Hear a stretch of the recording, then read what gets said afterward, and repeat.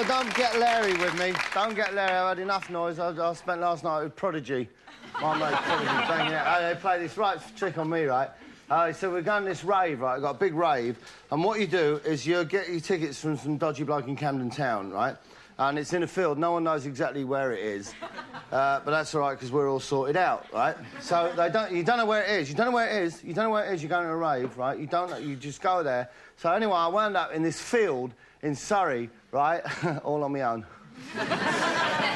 They're bastards, them Prodigy blokes. They really are. But then I went out before. I went out for lunch. Here's a funny thing, what you don't know, because you're not involved in the world of television like me. You know Eastenders, right? You know the two blokes that played the Grant brothers? Right? The Mitchell brothers, Phil and Grant, right? Do you think they're hard?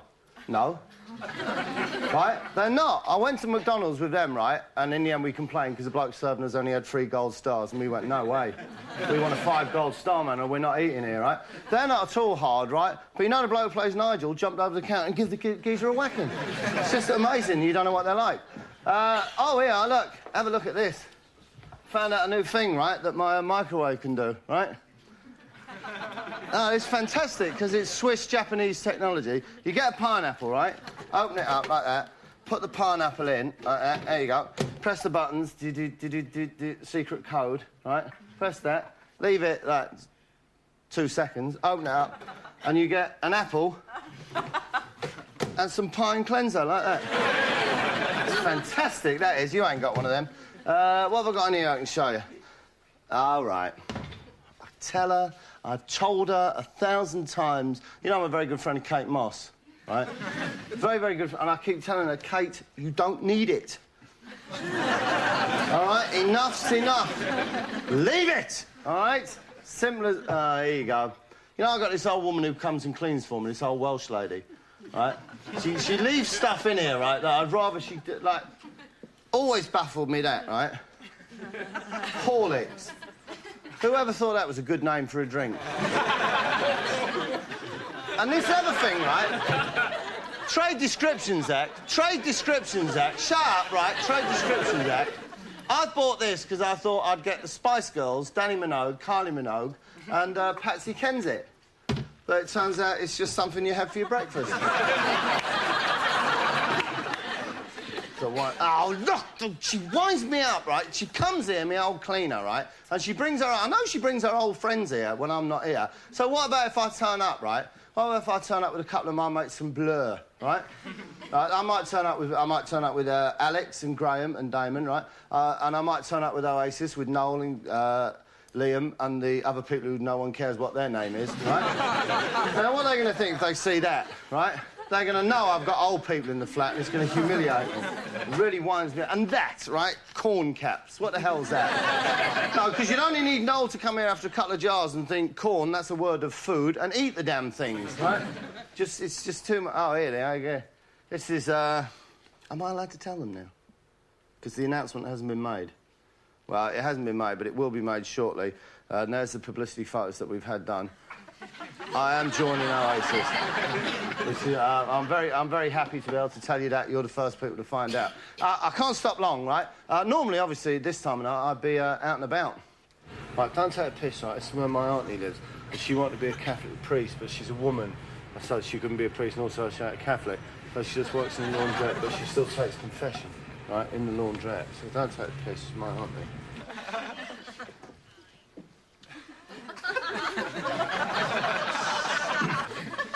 Hey guys, just a bit of Catholic humour, that's all right. That don't matter. Oh, another programme. Here's another programme that I made. I went down Southend, right? And while I was down there, they said, make a programme. So, it's just a little bit... It's about the radio station. This is the radio station. First, it's off to Essex FM, running on a budget 20 times smaller than Radio 1's. Good morning, this is Peter Holmes from Essex FM. It's Holmes Alone, it's Friday morning. Isn't it amazing Harry Enfield, where he gets his ideas from for his characters? They must just come out of his head completely like that, mustn't they? Good morning, it's Holmes Alone. And, of course, it's the final day of Destination Password. Robbie Dee's going to be out and about once again today. Now, if he comes banging on your door... Walsingham Road, Southend-on-Sea, Walsingham Road. You're going to be flying to that destination in Europe from Stansted with a friend, a lover, whoever it is. You've got a day trip there. Now, today's destination is Rome. So you make sure you keep that one tucked in your pocket. Rome. Robbie Dee, who's sort of our roadshow man, front man, if you like, from the radio station, went out during the breakfast show knocking on doors of the people who have written to us. And the idea is that I've given the password out that morning, which was all... That's why I'm not very good on telly, isn't it? I can't do that, can I? And I'd say the password I'd given out that morning. I wouldn't say it properly. The password I'd given out that morning. He's much better than me. ...is the destination that the person would be flying to. So he knocked on the door, surprised them. If they delivered the password, then they won the day trip to the European city. Anyway, here's Robbie, off he goes. Excuse me? Can you tell me where Walsingham Road is, please? That's what he's looking for, right? You've got the Walsingham Road. That's where he's going, because that person, when he knocks on their door and answer, they say the password, which is Rome. They've been told that, right, on the phone, and they win a holiday to Rome. So at first he's got to find Walsingham Road. No idea. You've got... Oh, right, OK, I'll ask these ladies. Thank you. Excuse me, ladies. Do you know, can you tell me where Walsingham Road is, please? Walsingham? Walsingham Road. Nobody knows where Walsingham Road is. Well, I don't know where I'm going. Do you know where Walsingham Road is? Walsingham Road? Down here, yes. It just gets a little slightly... Sorry, hang on a minute. Down here, yes.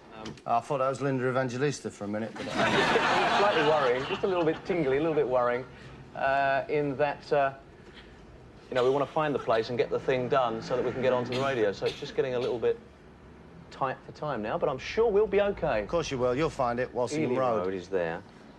Ely Road is there. I'm in the Grove. Turn the map round. You've got it upside down, Robbie. There you go. That's better. Can't believe this. Must be just round the corner. Excuse me. Can you tell me where Walsingham Road is, please? No, mate, we're just burglars. We don't really know where we are, to be honest. Excuse me, Walsingham Road? Good Lord. OK, thanks very much. Can I come forward? Thank you very much. Uh-huh. Walsingham Road. He's asking him where Walsingham Road... I just wondered, this is just between me and you. Take a very close look at that man in the green top. What do you think he does for a living? Plumber? Roofing felter? Shop fitter? Drainage unblocked? I don't know. Walsingham Road. Further down, mate. Have a look at the I van. go to it round here? Go Pardon? bottom here. Next right. Thank you very much. Hooray! Next right, thank Personal you. trainer. Excuse me, Walsingham Road? Yeah? I haven't. No, it's over here, isn't it? There it is. I can see the name tag. I can see the name tag. Thank you. Yes! Thank you. Found it, Walsingham Road. Right, we'll get on with it now. OK, so he's And found here it Walsingham is. Road. Bell not working, it says here. Oh, I won't bother ringing the bell then. Knock instead. I'm looking for... All right, I hope there's someone in. There certainly should be. There must be, and they're going to Rome. I'm just praying like anything there's someone in. Come on, answer the Dear, door. it's not looking too good, is it, at the moment? Go round the back. Robbie, It's not looking too good at all. go and have a look round the back. Let's go round the back, see Go if on. I'll enjoy it around there. I don't normally do this, just run round people's houses, of course, but... No, you're obviously we'll not see what we're proud. doing. Come on. There's nobody in whatsoever. I don't believe it. I was dreading a morning like this. I can't believe it. Try next There's door. nobody in. Try next door. I wonder if there's anybody next door. No, there's nobody around at all. No, try next door. I wonder if there's anybody next door. No, there's nobody around at all. That ain't next door, Robbie. Anyway, well, here I am. I'm at number Walsingham Road, Southend-on-Sea, and there's nobody here at all, Pete. That's the problem. What a stupid woman. She's been phoned in advance. Hello, Mr. to Walsingham Road. Yeah. Robbie Dee's going to be coming to your house, knocking on the door, answer it, say Rome, and you've won a trip to Rome. And she's not in. Every day this week, people have been in, and we deliberately pre-phoned this person to make sure that they were in. It wasn't a stipulation that you had to be on the phone, but obviously if we could make sure the person was in, then great. So this week, we've been to a school, we've been to an office, we've been to somebody's home. It's all gone swimmingly. This morning, oh no, the person's out. So sensibly thought, I'll try next door. He didn't, actually. Sensibly, he knocked on the back door and thought that was next door. But nonetheless, right, what an idiotic woman to not be there when Robbie came. I mean, just let's go back again to Robbie arriving at Walsingham Road. Yes, good morning, Peter, and here we are once again on the final day of Destination Password in Walsingham Avenue.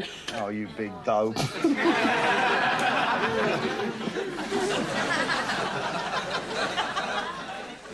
You can look as much as you like. You're in the wrong road, you big dope. We'll come back to him in a minute. Just before we do, right, while I was here, I discovered a woman who's kind of... she's haunted me. This woman has haunted me. How hard do you think you work? Yeah, pretty hard. I work pretty hard. I have to do this programme, right? Plus I have to go up to Yorkshire and do Heartbeat. Plus I have to double up in Eastenders as Big Ron, right? But no one in the entire world works as hard as this woman. Get a pen and paper and work out, if you will, this woman's hours. I get up at about 4:10 in the morning, and I drive. It takes me about an hour to drive into the studio. Right, she gets up at 4:10. Let's give her 20 minutes to have a shower. She doesn't waste time washing her hair, right? 4:30. It takes her an hour to get from home to the studio. That's 5:30, right?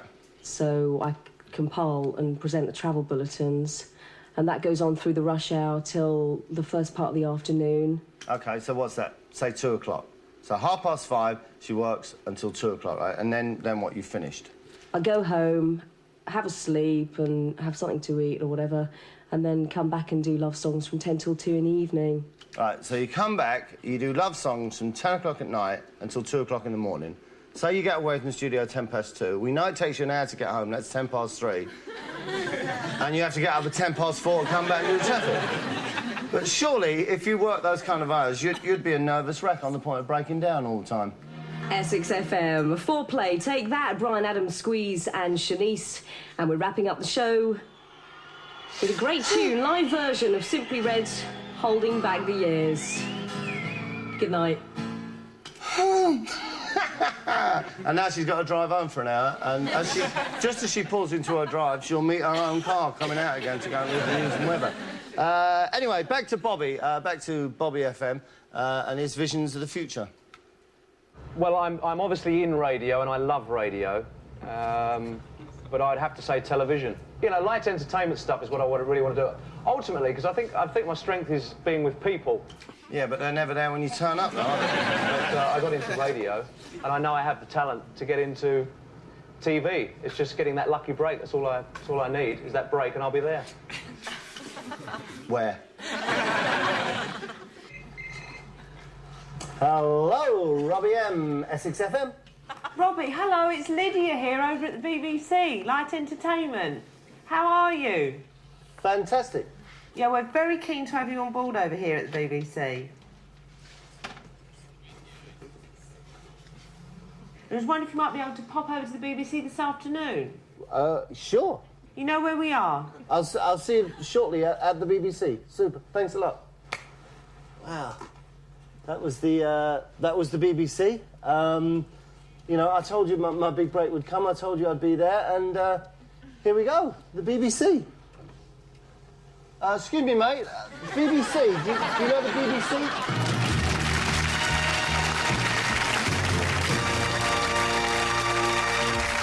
It's like I've always said, I am good with people. I am a people person. And I always said when the big break came, I'd be there, and this looks like it could be it. We're on our way to the BBC, just, you know. So, who knows? I could be on your television pretty soon. You never know. So here I am at the BBC, my big break has come here, it's fantastic. Sorry, mate, bit of a hurry, got a meeting with an executive at the BBC. Bobby M, Essex FM, nice to see you.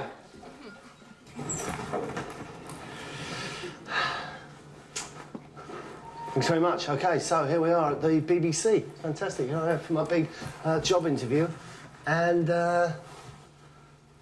can't believe it, there doesn't seem to be anybody there. Oh, I'll try next door. No, there's nobody there. I can't believe it. I telephoned her. This is the first time it's happened to me today. I've come to the BBC and what's going on here? Here I am in Hollywood Corner. And this is where I put all the gifts that have been given to me over the years by my friends and celebrity friends from around the world of show business. This is particularly nice. I was particularly pleased to receive this. I think it's a family dart set. And it's fantastic. And it's basically it's a gift that's given as a kind of forgiveness, because I went round to Kevin Costner's house when I was in Los Angeles, which is in California, which is in the United States of America. And I got a couple of snowballs and stole some money off him. But he's written on the back, "Bob, I forgive you, please accept this."